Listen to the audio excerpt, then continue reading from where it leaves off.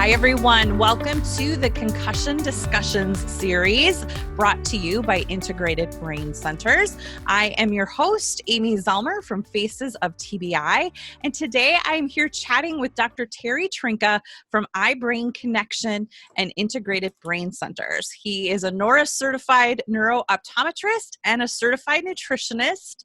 And today we're going to be talking all about eye tracking and vision issues after concussion. So welcome, Dr. Trinka. Thank you for being here. It's a pleasure to be here, Amy. I'm really excited. Anyone who knows my story knows that I'm very passionate about the eye tracking stuff. That was my biggest issue after my concussion, and nobody was catching it. You know, I went to my eye doctor. I did go to a neuro optometrist. I was just told I had PCS, post-concussion syndrome, which I was like, no kidding. But nobody, I kept telling everyone, I think my dizziness is coming from my eyes. And everybody thought I was a little bit crazy. I'm a photographer by trade for 20 years. And so I'm super in tune with my eyes, right? Like, well, I use them for my living. That's really insightful of you to say, I think my dizziness is coming from my eyes. Most people don't put that together. So kudos to you for pushing and following that pathway. Mm-hmm. And there's a fair amount of ways to get after that. And you have to see somebody who specialized in this, because the average optometrist, Amy, is going to take a pen and say, watch this, and go back and forth. And they're going to look for some sort of jerkiness or quivering or something like that. It's just not good enough. Yeah.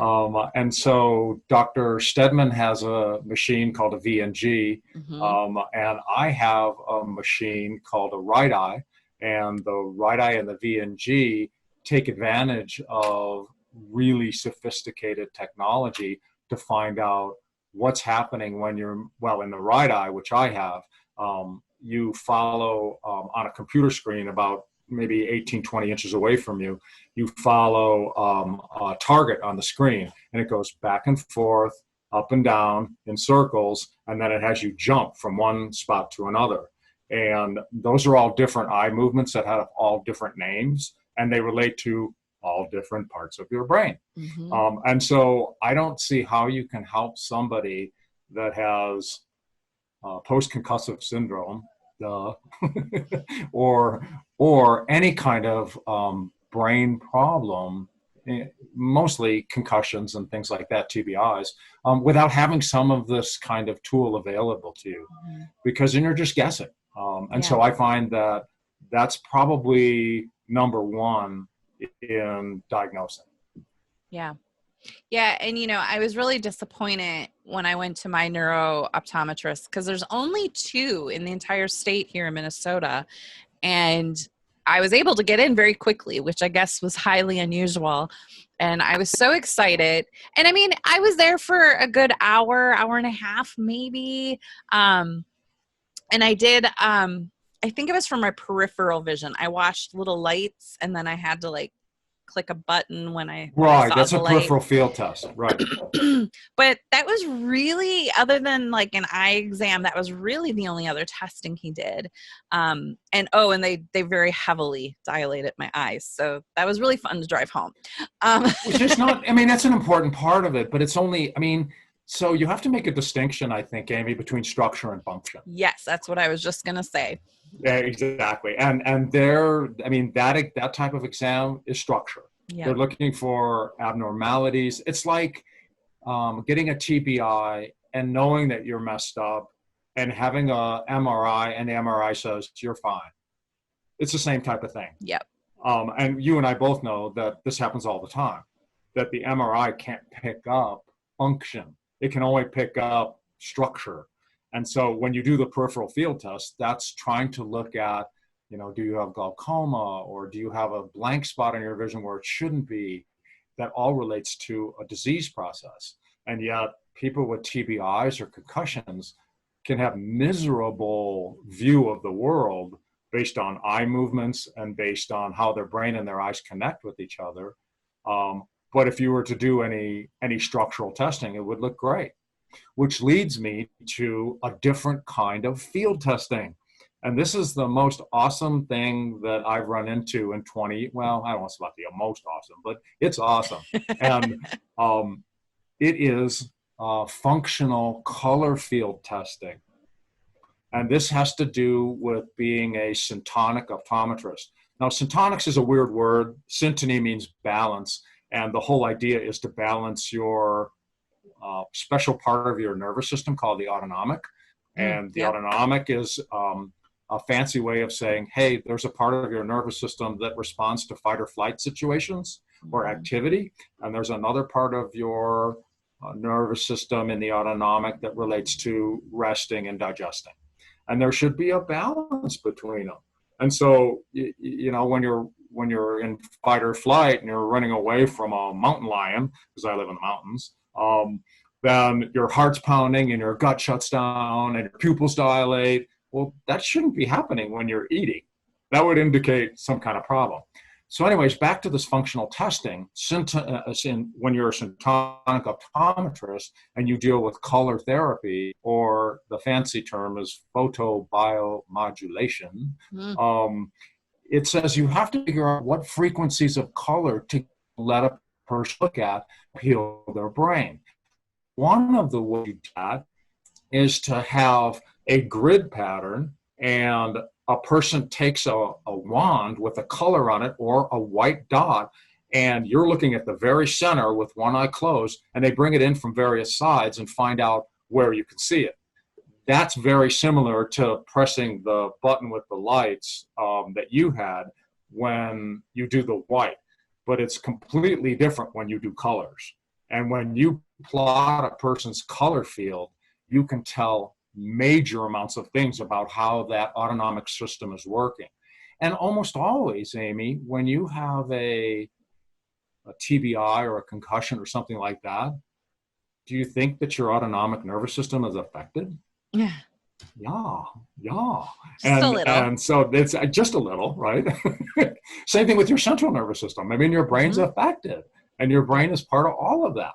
And so to go ahead and use color therapy as a tool to help people recover from TBIs is you have to do this type of testing. But that's only one thing. And I don't want to spend too much time on that. It's important, but it's only one part. The other part is trying to figure out what part of the brain is affected by how a person's eyes move, right? And so this is why this right eye for me is so impressive, because when I get this little report, I mean, it's almost paint by numbers, because when you get the report, you say, oh, okay, these are the muscles involved in your eye, because what is eye movement based on? Well, at the very base level, it's based on the extraocular muscles that hold the eye in position and turn it right, left, up, and down, or in a torsional movement like that. But ultimately, what's causing those muscles to do that? It's the nerves from the brain to the muscle, and the nuclei in the brainstem or in the midbrain that are firing those nerves to make those eye muscles move a certain way or have a certain level of paralysis, or what we call paresis, which is not quite paralysis, or tension or whatever that will cause abnormal eye movements. So in your case, since you had dizziness, what part of the brain would we be looking at in terms of dizziness? Well, one of the big ones is the little part at the base of your brain called your cerebellum. And in this little report that I get in a right eye, I see the cerebellum light up as a part of the problem with eye movements. So it makes it pretty easy to tell what part of the brain you're dealing with when you look at eye movements. And eye movements are a part of it, right? I mean, they're a big part of it. Not the only part, because there's a lot of other things that happen with TBIs, correct? Right. Right. And so there's cognition issues and memory issues and mood issues and circadian rhythm issues. You know, people have a hard time sleeping. And I mean, there's this whole plethora, this whole boatload of things that happen when you shake up a brain like that. And eye movements are a wonderful window into finding out what part of the brain is affected, and then what kind of things can you do therapeutically to help that recover. Does that make sense? Mm-hmm. Yeah. And what I find so fascinating is how much our eye movements can tell us. And I did some work locally with Dr. Uzma Samadani, who is a neurosurgeon, but she developed an eye tracking software as well. But she's like, if we go back before MRI existed and before we had all this, imaging that we have now, we looked at eye movements and we were able to determine where someone had injured their brain. And now doctors just want to rely on an MRI. Oh, your MRI is clean, you're fine. And we all know No, that's not the case. exactly. So they're fundamental. I mean, they're fundamental, but there's other things that are important as well. And so to try to get an idea of how to help a person once you've identified abnormal eye movements, I think you have a number of therapeutic tools. Do you want to talk about this a little bit? Yeah. Okay. All right. So one of the therapeutic tools, of course, is eye movement exercise. And this is where Dr. Stedman and Dr. Maynard are so key. And their training is such that they can make your eyes move a certain way to activate a certain part of your brain. And this is common in the functional neurology world, but in most other worlds, it's not even paid attention to. It's not understood at all. Right. For instance, if you move your eyes to the left, you stimulate the parietal lobe. I mean, who knew that? Now, these guys know it better than me. And so one of the reasons why I want to associate with integrated brain centers is because they know this so well, and they can help brain function so well, even in the absence of diagnostic MRI. So their MRI help. Mm-hmm. However, sometimes eye exercises need to be preceded by figuring out how the eyes work together as a team. So you see abnormal eye movements because the person has one eye that turns out or turns out or in, and you're gonna have a hard time getting where you want to go with just eye exercises if that's true. Or really, really commonly in TBIs, Amy, you have a vertical disparity. Like the knock on the head makes their eyes go like this. And so they are struggling to just put an eye that's higher and one that's lower into a single coherent image for their brain to make sense of. If you haven't figured that out, you can do all the eye exercises in the world, and you're not going to get as far as you can get until you resolve that. And one of the things that you can resolve that with is something called a prism. Are you familiar with prisms? I am. And I know my eye doctor tried valiantly to find one that would help me, and I wasn't seeing any changes. I think I'm also hypersensitive to my eyes, given that I'm a photographer. Right. Well, and so you're like super aware. Yeah. There's a concept called microprism, and that usually for sensitive people like you is usually where you end up. And it can do all kinds of things. They can affect, here's the really, really cool thing about prisms that I want to at least just touch on. Prisms don't focus light. They change the direction of light.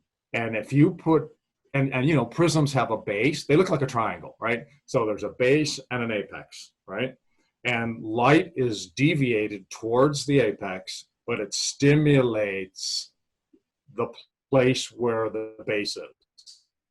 So if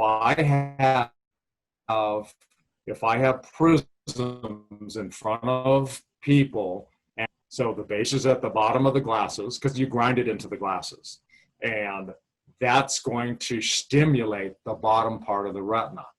Well, it just so happens that the bottom part of the retina is hooked up into the temporal lobe.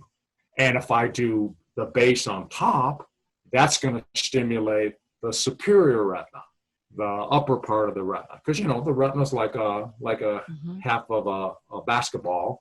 And so you're trying to figure out what parts of the retina you can stimulate or depress, depends on what you're doing, so that you can generate a better response in eye movements. So let's say that you have figured out that you need to stimulate the parietal lobe because that's what's going to make eye movements more normal. So then you would use a prism with the base up. And a lot of it depends on, you can't just guess at this stuff. You have to find out how it works. And so one of the ways that you can do that is to have a person use their eye movements and hold something in front of them and have them touch it. So I use this technique called blind touch, where I hold a little wand in front of them with a ball, and I say, look at this, close your eyes, and then touch it. And I can use prisms as a tool, and it's amazing how inaccurate people are. You're like, and they're blown away. They're like, oh my goodness, I couldn't believe I'm like over here or over here. And you think it'd be pretty easy, but it's not that easy. And so by the use of lenses and prisms and filters and colors, you can make a person absolutely accurate, whether the lights are bright and you're stimulating the central part of the retina, or whether the lights are dim and you're stimulating the peripheral retina, because they both work together to make the brain work normally.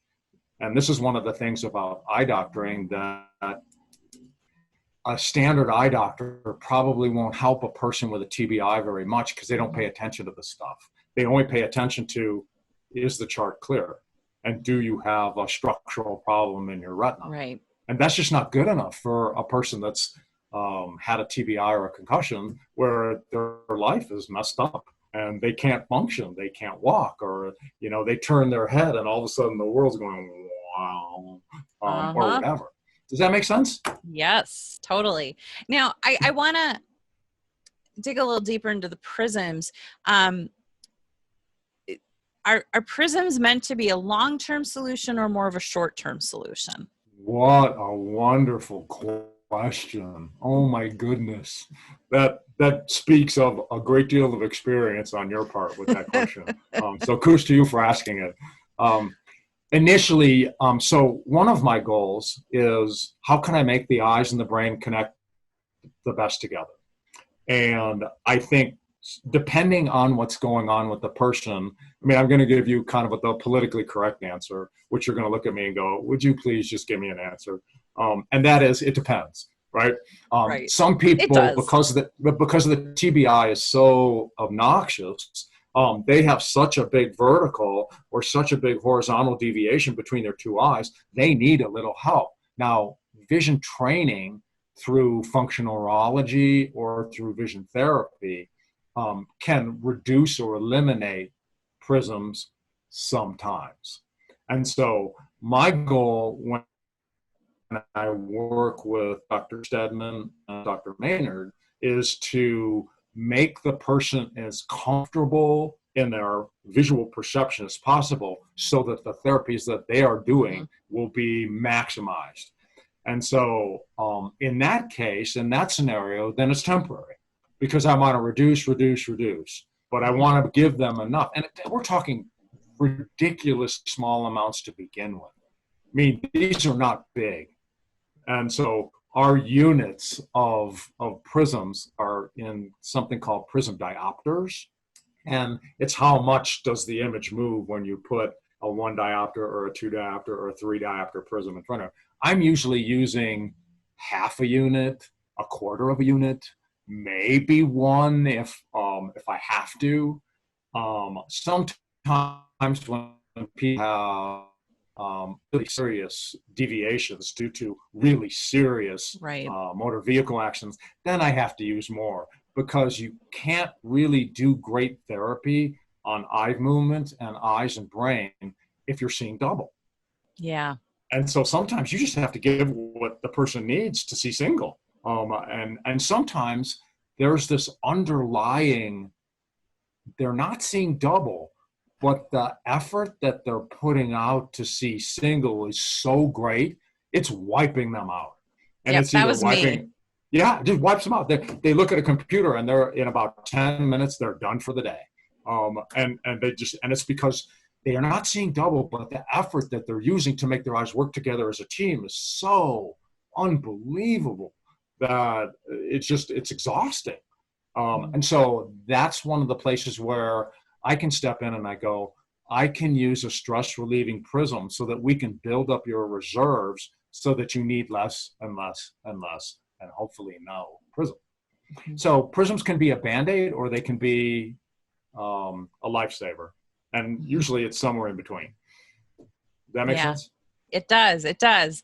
And, I've seen so many people that after they go through functional neurology, they no longer need the prisms. And that's the objective, more or less. Like you said, if it's a very severe injury, you might not be able to get rid of those prisms. Right. But in most cases, we can help resolve it. So I would agree. The brain is so resilient, and it's quite remarkable what can be done to get it back to its efficient route and get people working properly again. So I think what you guys have is so unique. There aren't many clinics across there's not many functional neurologists to begin with. And then there's even fewer who are integrating the work of having a neuro optometrist working directly with them. So I think it's such a unique and special exciting situation. It's so exciting. There's so much to learn, and I'm a voracious learner. And so are the docs at Integrated Brain Center. They're all about learning and trying to do the best job that you can and not being satisfied with what you're doing, but always trying to figure out, can we do this a better way? And kudos to Dr. Stedman for connecting with me and trying to find the best way to help the people. Yeah. Yeah. So at the end of the day, we just want people to get better and feel better. Absolutely. And being on that concussion roller coaster is no fun. I can attest to that. So Dr. Trinka, thank you so much for being here today. And if people want to find you, your website is eyebrainconnection.com. Correct. And you do offer a 30-minute consultation. I do. I think it's important to talk to a healthcare provider before you commit to the effort of seeing them, and to see if the chemistry is right, and to see if they care and they listen and they do all the things that you want from a good healthcare provider. So yes, indeed, I do. I offer 30-minute free consultations. Wonderful. And so again, that's eyebrainconnection.com, and all the information is right below this video. So be sure to check out his link, and also be sure to leave a comment. Let us know what you thought of today's topic, and be sure also to subscribe so you don't miss any of the Concussion Discussions series. So thank you all for watching, and I'll see you in the next episode. It's a pleasure being here, Amy. Thanks for having me. Thank you.